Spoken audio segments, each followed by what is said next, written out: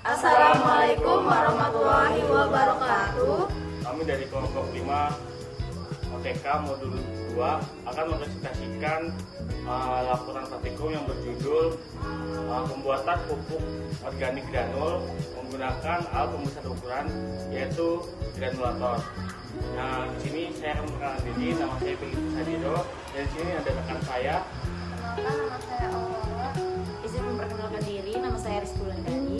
Perkenalkan, nama saya Delia Aniska. Izin memperkenalkan diri, nama saya Laris Yahya. Izin memperkenalkan diri, nama saya Rabi Oktavia. Di sini saya akan memaparkan bab 1, yaitu latar belakang, yang dimana Indonesia merupakan salah satu negara agraris di mana sebagian besar penduduknya bekerja di sektor pertanian, terutama para petani yang tinggal di pedesaan.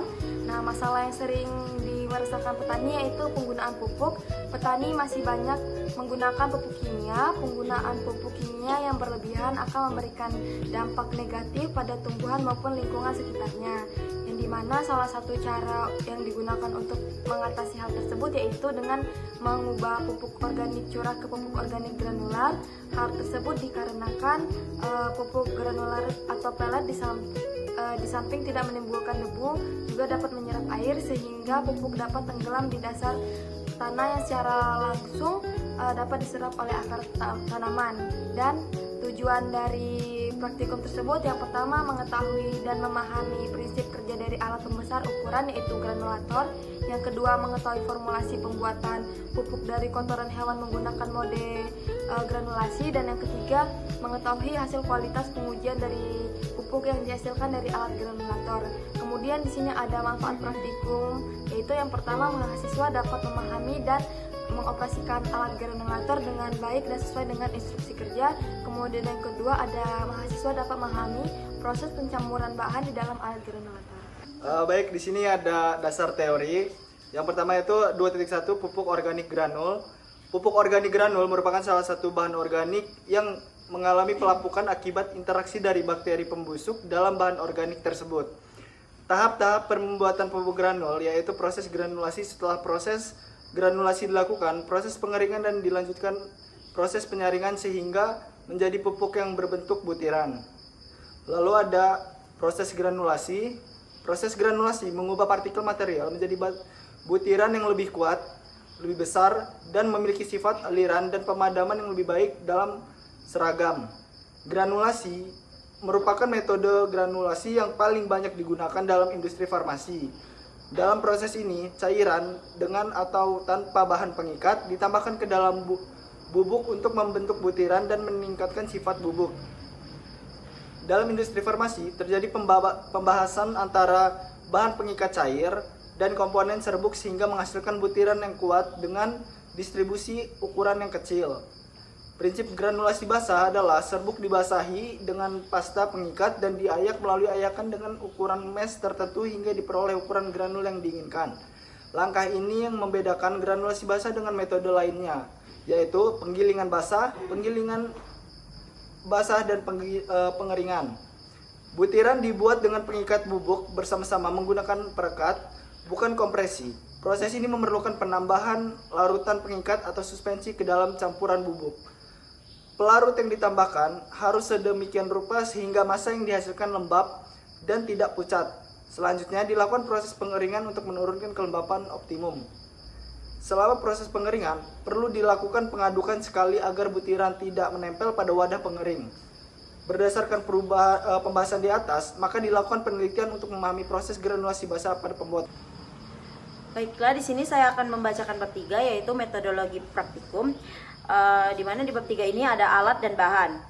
Alatnya sendiri itu ada alat granulator, botol spray, wiper, timbangan analitik, sendok, nampan stainless, ayakan 2-5 mm, gelas ukur 10 ml, beker gelas 100 ml, oven, beker gelas 500 ml, stopwatch, ayakan tepung, dan shaker.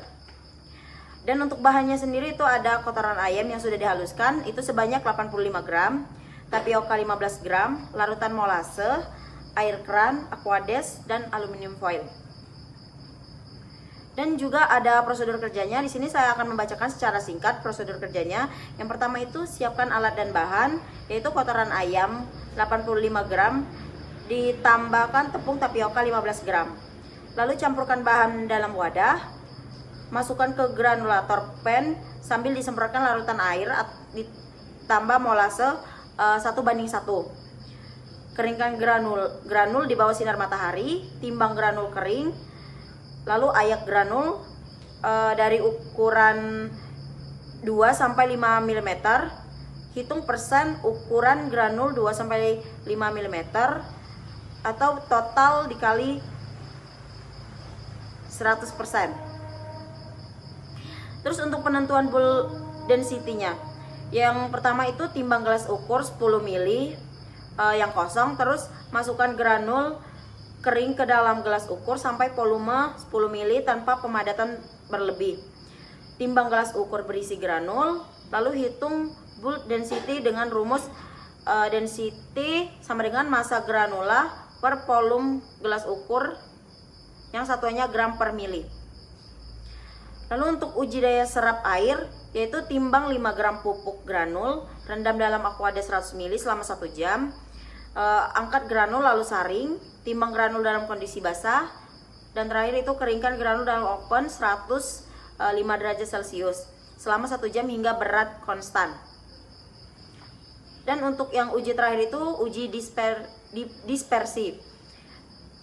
Untuk prosedur kerjanya yaitu timbang 5 gram granul kering, masukkan ke dalam beker gelas berisi 100 ml aquades, nyalakan stopwatch sejak granul mulai direndam, lalu amati hingga granul pecah, lalu catat waktu yang didapat. Selanjutnya saya akan membacakan pembahasannya, yaitu berdasarkan hasil praktikum kami, itu pembuatan pupuk granul itu menggunakan alat granulator. Dapat diketahui bahwa faktor penting yang mempengaruhi kualitas granul itu adalah jenis perekat, komposisi bahan, serta lama proses granulisasi. Pada praktikum ini, perekat yang digunakan adalah tapioka dengan komposisi 85%, lalu kotoran ayam itu pada 15% perekat. Lalu ini yang pertama ada uji daya serap. Hasil pengujiannya itu menunjukkan adanya variasi berat granul basah dan kering dengan daya serap berkisar pada nilai yang cukup tinggi. Lalu yang kedua ada penentuan bulk density. Nilai bulk density ini dari pupuk granul berada pada kisaran 0,36 sampai 0,43 gram per mili.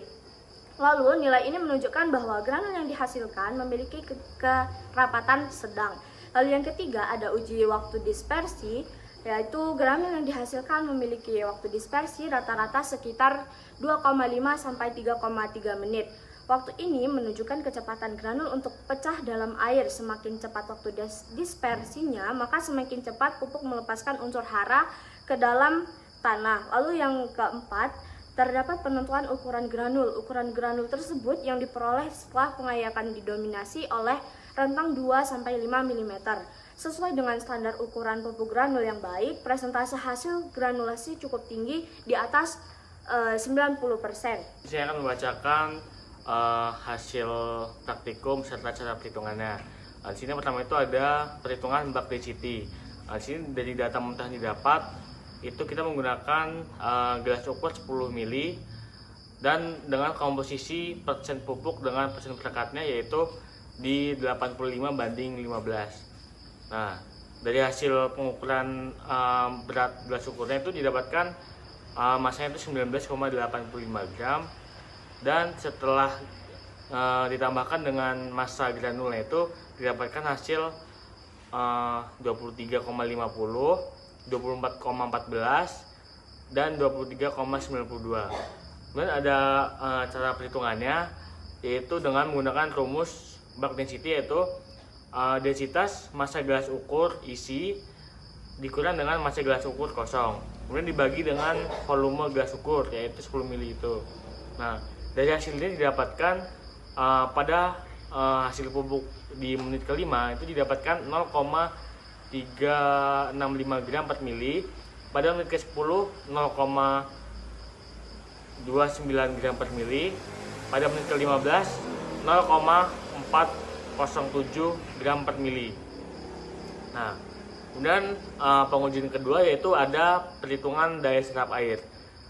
Di sini menggunakan komposisi persen pupuk dengan persen perekatnya itu 85/15.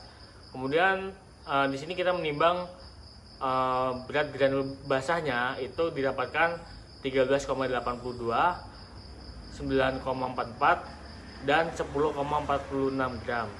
Nah, kemudian setelah dikeringkan itu didapatkan berat granul keringnya yaitu 6,45, 4,35 dan 4,90 gram. Nah, untuk cara perhitungannya yaitu kita menggunakan rumus daya serap air yaitu DSA sama dengan berat granula basahnya dikurang dengan berat granula kering. Kemudian dibagi dengan berat granula basahnya itu kemudian dikali dengan 100%. Kemudian daya serap air pada menit kelima didapatkan hasil yaitu 53,33%. Kemudian pada menit ke-10 53,92% dan menit ke-15 yaitu 53,15%. Kemudian ada hasil pengujian waktu dispersi yaitu dengan komposisinya yaitu dengan persen pupuk dan persen pertekanannya itu 85:15.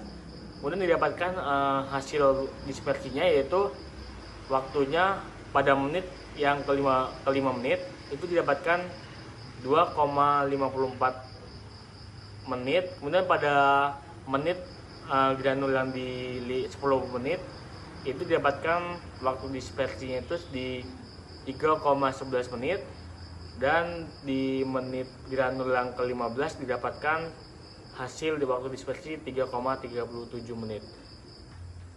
Baik, dari hasil yang sudah dipaparkan dapat disimpulkan bahwasannya prinsip kerja alat pembesar ukuran ataupun granulator merupakan untuk membentuk partikel halus untuk menjadi butiran ataupun granul yang lebih besar dan seragam melalui proses pemutaran serta penambahan larutan pekat. Lalu yang kedua, dari formulasi pembentukan pupuk dari kotoran hewan dengan metode granulisasi dapat dilakukan dengan mencampurkan kotoran ayam, perekat ataupun tapioka dengan takaran perbandingan 85 untuk kotoran ayam dan 15% untuk tapioka. Dan larutan molase 1:1 sehingga terbentuklah granul yang berukuran 2-5 mm yang cukup stabil. Dan yang terakhir, dari hasil uji kualitas pupuk yang dapat dari granulator ini menunjukkan bahwasannya granul itu memiliki ukuran seragam, densitas yang curah dari bakteri desintinia yang sesuai dan daya serap air yang baik, serta waktu dispersi yang relatif cepat sehingga layak diaplikasikan pada lahan pertanian.